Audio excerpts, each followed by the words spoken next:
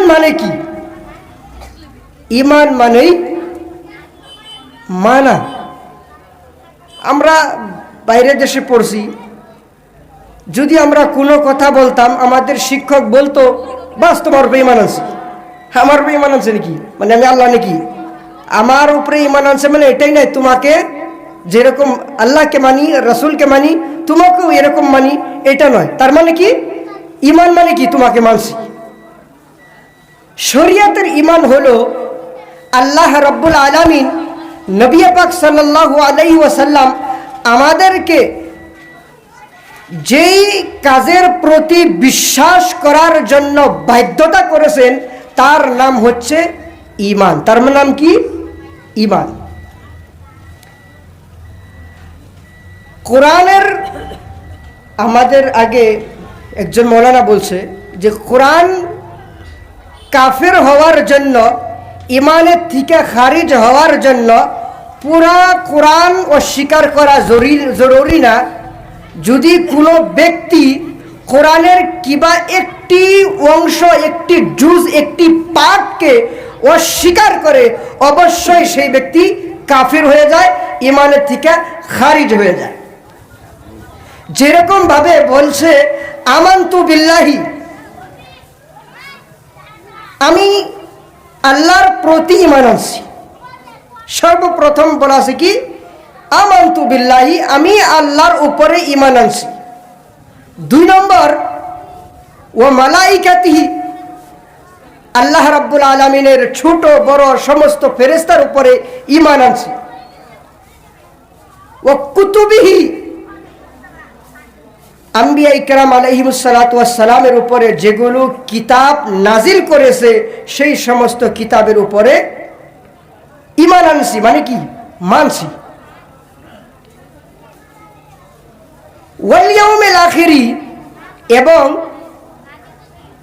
আখিরাতের প্রতি বিশ্বাস করেছি।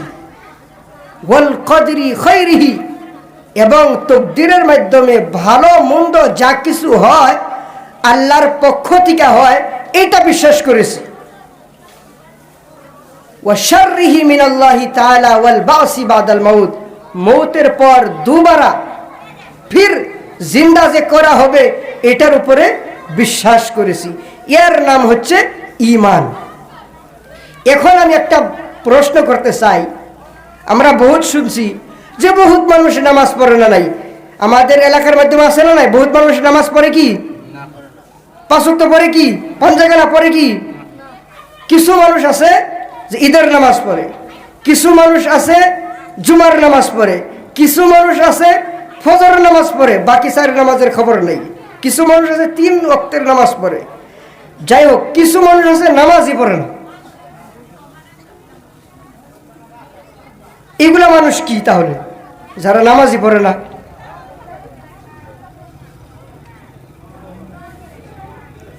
যারা শুক্রবারের মুসল্লি, ইয়া বছরে একবার নামাজ পড়ে,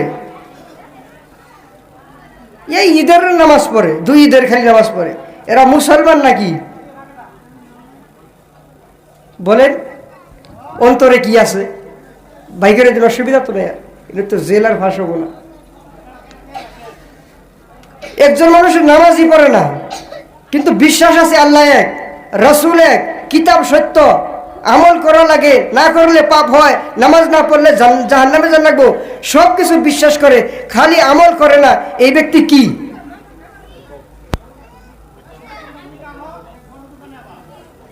একজন ব্যক্তি 5 ওয়াক্ত নামাজ পড়ে, রোজা রাখে, পয়সা আছে, টাকা পয়সা আছে, ধন দৌলত আছে, যাকাত দেয়, হজ করে, বহুত কিছু আমল খায়রাত করে, এই ব্যক্তি তো মুমিন। যে ব্যক্তি নামাজই পড়ে না বা কোনো টাইম রোজাই রাখে না,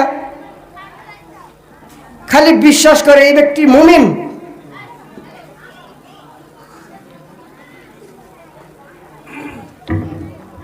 আপনাদের কি বিশ্বাস?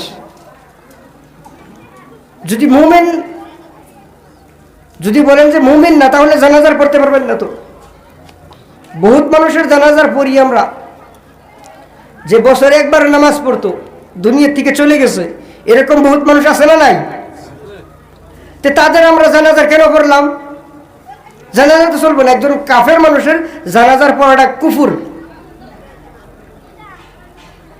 কাফের মানুষের জানাজার তো পড়ন যাব না, তাহলে এরকম মানুষের জানাজার পড়া ঠিক আছে না নাই? উত্তর মনে রাখবেন, যেই ব্যক্তি শুধুমাত্র বিশ্বাস করবে এই ব্যক্তিও ঈমানওয়ালা, এই ব্যক্তিও কি হ্যাঁ আমল করে নাই। কি করে নাই? আমল করে নাই। আমল না করার কারণে তার জাহান্নামে যাইতেই হবে।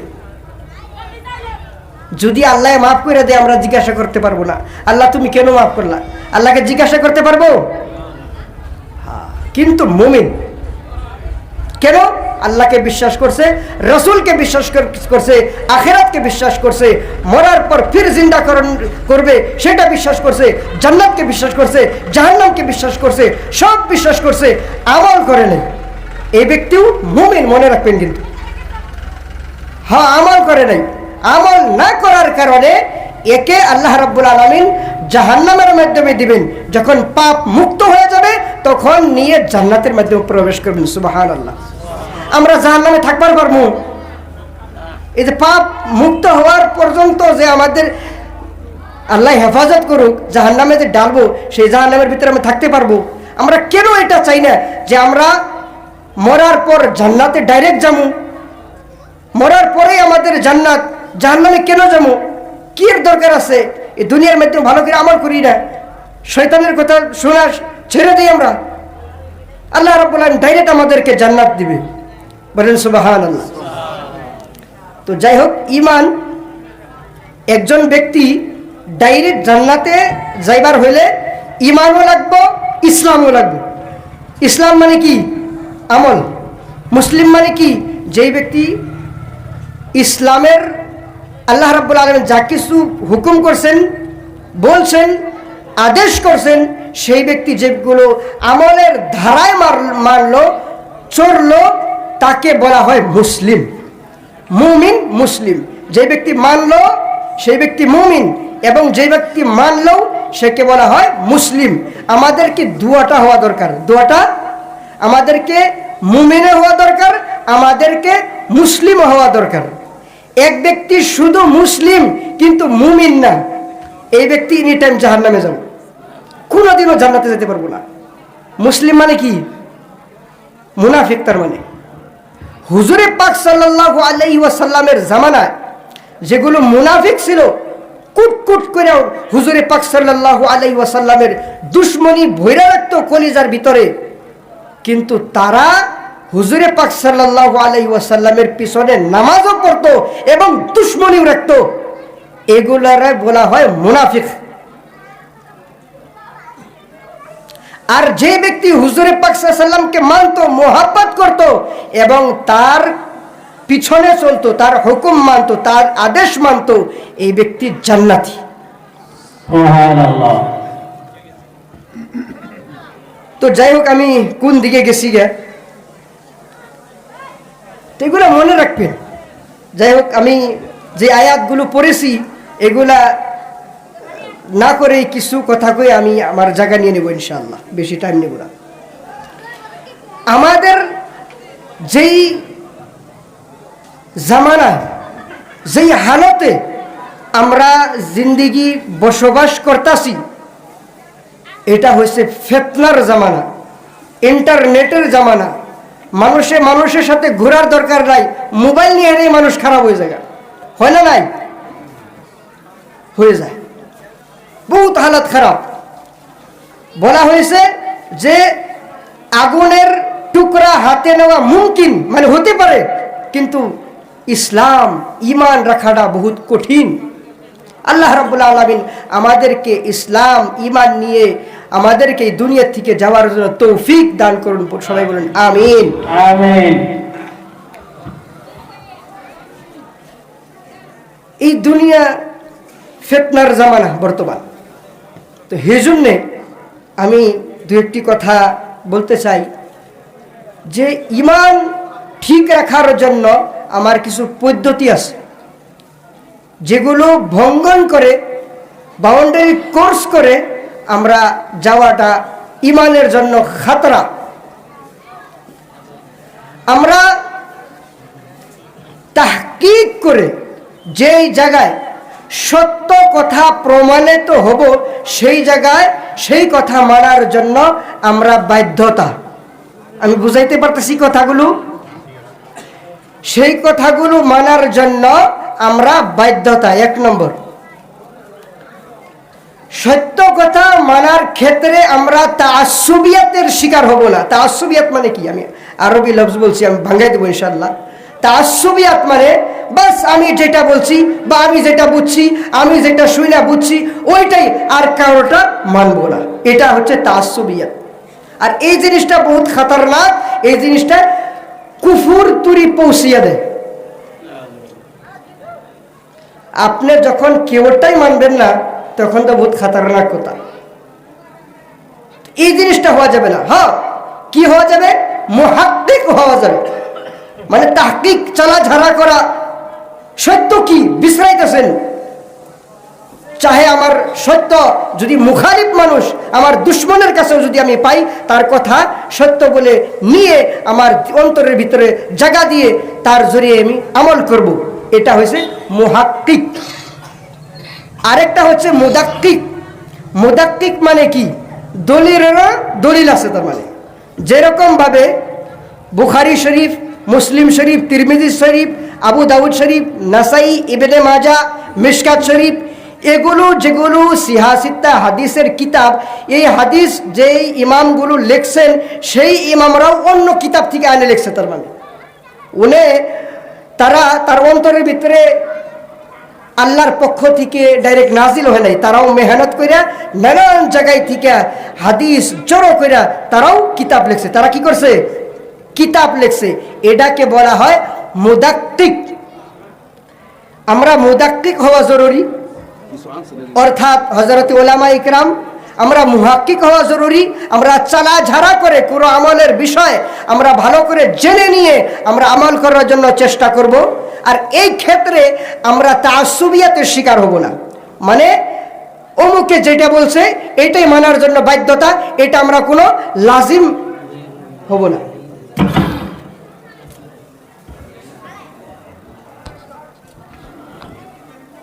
শুনেন, এইদিকে শুনেন, মানে আপনার যদি নানান দিকে দেখেন তাহলে আমার জেহেন নটর নটর হয়ে যায় কথা বলে। এই দুনিয়ার মাধ্যমে আল্লাহ তাবারক তাআলার ভুল নাই, অর্থাৎ আখিরাতেও ভুল নাই। 2 নম্বর হচ্ছে সমস্ত নবীর ভুল নাই। সমস্ত নবীর ভুল আছে? সমস্ত নবীর ভুল নাই। হযরতে ইমাম মালিক রহমতুল্লাহ আলাইহি বলছেন, ওই সাহেবে কবর মদিনাতুল মুনাওয়ারা জনাবে মুহাম্মদুর রাসূলুল্লাহ সাল্লাল্লাহু আলাইহি ওয়াসাল্লাম সারা যত বড় ব্যক্তি হোক না কেন তার কথা রিজেক্ট করা যাবে। শুধুমাত্র আল্লাহ এবং আল্লাহর রাসূলের, আম্বিয়া ইকরাম আলাইহিস সালাতু ওয়াস সালামের ভুল নাই, অন্য সব ব্যক্তিরই কিছু না কিছু ভুল হইতে পারে।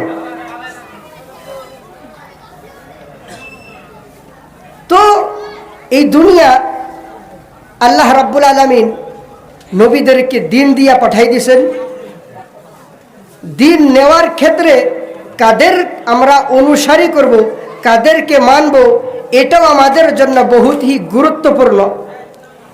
ইন্টারনেটের জামানার মাধ্যমে আমরা ফেসবুক খুলি, আমরা হোয়াটসঅ্যাপ খুলি, আমরা ইউটিউব খুলি, যেই মৌলানাই আসুক না কেন আমরা সবার বয়ান শুনি এবং বলি বহুত সুন্দর কথা বলছে।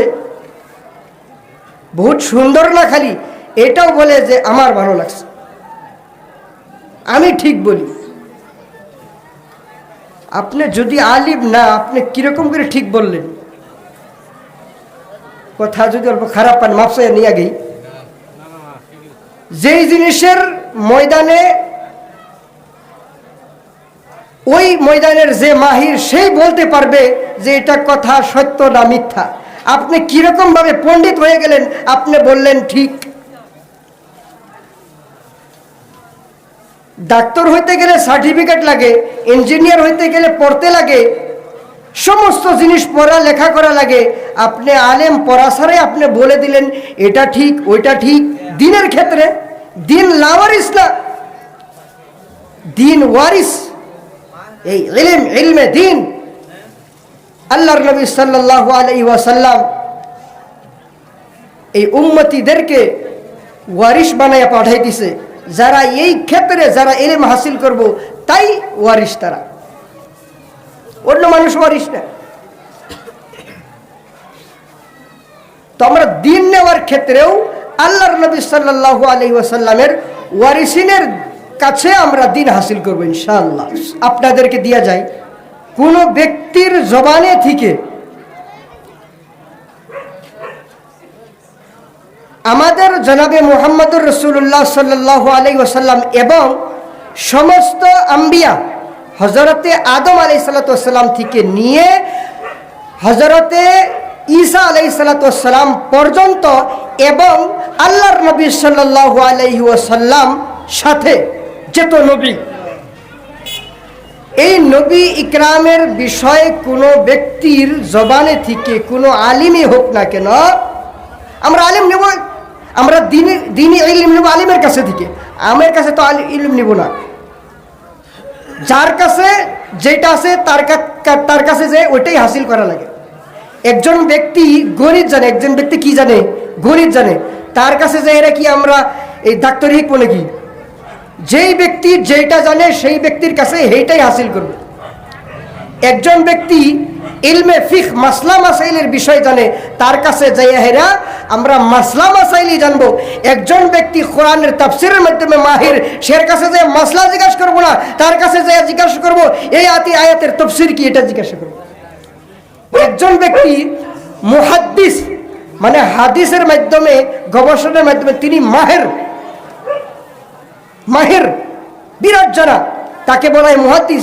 তার কাছে যে জিজ্ঞাসা করব এই হাদিসটা কেমন, মানে যে যেই ফিল্ডের মাহির তার কাছে যে আমরা সেটাই শিখবো। বুঝাইতে পারতেছি না কথা? যে যেই ময়দানের মাহির তার কাছে যে ওইটাই শিখবো। মাসলা শিখবো মুফতির কাছে, যে তাফসীর শিখবো মুফাসসিরের কাছে, এবং হাদিস শিখবো মুহাদ্দিসের কাছে। তো যাই হোক, এই জামানার মাধ্যমে কোনো ব্যক্তি কোনো আলেম যদি নবীর বিরুদ্ধে শোনা যায় যে এই কথাটা ঠিক না, নবীর খিলাফ, নবীর বেয়াদবি হয়েছে, তো তার কথা আমরা নিব না। আমরা কি ভাববো, এটা আহলুস সুন্নাত ওয়াল জামাত থেকে খারিজ, এরা জান্নাতি নয়। এরা কি নয়? জান্নাতি নয়। কোনো ব্যক্তি যদি নবীর বিরুদ্ধে বেয়াদবি করে আর তাকে বলা যদি হয় আপনি বেয়াদবি করছেন, আর এটা সাবিত হয় আহলুস সুন্নাত ওয়াল জামাতের থেকে, তার বাদেও যদি সেই ব্যক্তি মাফি না মাঙ্গে এলানিয়া তৌর পর, ওই ব্যক্তি আহলুস সুন্নাত ওয়াল জামাতের অর্থাৎ নবী ইকরাম আলাইহিস সালাতু ওয়াস সালামের জামাতের থেকে, সাহাবায়ে কেরামের জামাতের থেকে, এবং যত আইম্মা ইকরাম মুহাদ্দিসিন ইকরাম যারা পার হয়ে গেছে নেক মানুষ, তাদের পথে নয়, তারা জান্নাতি রাস্তা থেকে সরিয়ে গেছে। আল্লাহ আমাদেরকে হেফাজত করুন, আল্লাহ আমাদেরকে হেফাজত করুন।